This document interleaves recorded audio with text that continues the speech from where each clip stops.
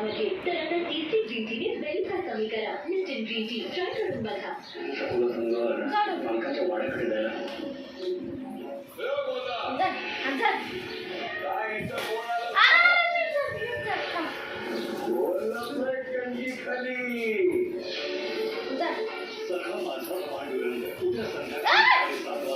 आपल्या सण मराठीवर